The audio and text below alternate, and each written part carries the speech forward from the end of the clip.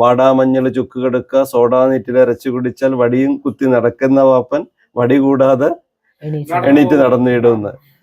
അപ്പോൾ അതിലൂടെ അമ്മ പഠിപ്പിക്കുന്നത് ഈ വാടാമഞ്ഞൾ ചുക്ക് കടുക്ക ഇതൊക്കെയാണ് പഠിപ്പിച്ചു തരുന്നത്, മരുന്നിന്റെ പേരുകൾ. അങ്ങനെ അത് ഇങ്ങനെ ഒരു ഐതിഹ്യം കേട്ടിട്ടുണ്ട്. പണ്ട് നായാട്ടിന് പോയ സമയത്ത് ഇറച്ചി പങ്കിട്ട് കൊണ്ടുവന്ന സമയത്ത് ഒരു ഇലയിൽ പൊതിഞ്ഞു കൊണ്ടുവന്നു.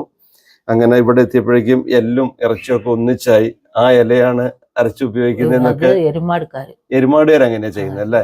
ആ ഇല ഏതാ നമുക്കറിയില്ല. ഇനിയിപ്പോ കണ്ടുപിടിക്കേണ്ടത് നമ്മൾ കാട്ടിൽ പോയിട്ട് ഓരോ ഇലയും അരച്ച് കെട്ടി നോക്കേണ്ടി വരും. എരുമാടുകാര് അങ്ങനെയാണ് ചെയ്യാൻ തുടങ്ങി. വയനാട് ജില്ലയിലെ സുൽത്താൻ ബത്തേരി അടുത്ത് കോളിയാടി അരിമാനിയാണ് ഞാനിപ്പോൾ ഉള്ളത്. എൻ്റെ കൂടെയുള്ളത് രാധവൈദ്യയാണ്. ഒരുപാട് പ്രശസ്തി ആർജിച്ച ഒരു വൈദ്യയാണ്, നല്ല കൈപുണ്യാണ്. അപ്പോൾ ഒടിവ്, ചതവ്, എല്ല് തേയ്മാനം അതിനൊക്കെ പാരമ്പര്യ ചികിത്സ ചെയ്യുന്നുണ്ട്. അപ്പോൾ വയനാട്ടിൽ ഇതുപോലെ അറിയപ്പെടാത്തതും അറിയപ്പെടുന്നതുമായ ഒത്തിരി പാരമ്പര്യ ചികിത്സകരുണ്ട്. അവരെ ഒന്ന് പരിചയപ്പെടുത്തുന്ന പരിപാടിയാണ്. അപ്പോൾ രാധവൈദ്യ അവരുടെ അനുഭവങ്ങളും കാര്യങ്ങളും നമ്മളോട് ഷെയർ ചെയ്യും. അമ്മേ നമസ്കാരം.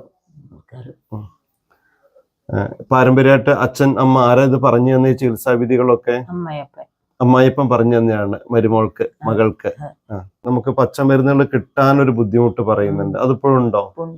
ഉണ്ട്. കാട്ടിന്നൊക്കെ പോയിക്കൊണ്ടിരുന്നു. കാട്ടിൽ ഫോറസ്റ്റുകാരൊന്നും സമ്മതിക്കൂല. അല്ലെ റൗണ്ടപ്പ് പോലത്തെ മരുന്നുകൾ, മരുന്നെന്ന് പറയാൻ പറ്റില്ല, വിഷമൊക്കെ അടിക്കുന്നത് കൊണ്ട് ഒത്തിരി ചെടികൾ ഇല്ലാതായി പോയിക്കൊണ്ടിരിക്കുകയാണല്ലോ. ഇവിടെ അല്ലെങ്കിൽ ചെടിയില്ല. ഇല്ല.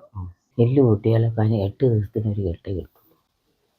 എല്ല് പൊട്ടിയാൽ 8 ദിവസത്തിനുള്ളിൽ ഒരു കെട്ട് കെട്ടും. ഒരു കെട്ട് മതിയോ? അല്ല, പിന്നെ 3 കെട്ട് കെട്ടണം. അങ്ങനെ ഒരു കെട്ട് കെട്ടുന്നതിന് എത്ര രൂപയാ നമ്മൾ വാങ്ങിക്കുന്നത്? അങ്ങനെ പണ്ടൊന്നും ആദ്യം ആരും പൈസ ഒന്നും തരൂല. അങ്ങനെ ഒരു കൈനീട്ടത്തിന് എന്തെങ്കിലും തന്നു മേടിച്ചു. പണക്കൊതിയില്ലാത്ത നാട്ടുവൈദ്യ വാർദ്ധക്യത്തിലാണെങ്കിലും ഇപ്പോഴും ചികിത്സ തുടരുന്നു. ഒടിവ്, ചതവ്, എല്ല് തേയ്മാനം അങ്ങനെ ചികിത്സകൾ തുടരുകയാണ്. ലാഭേച്ഛയില്ലാതെ ചികിത്സ തുടരുന്നു.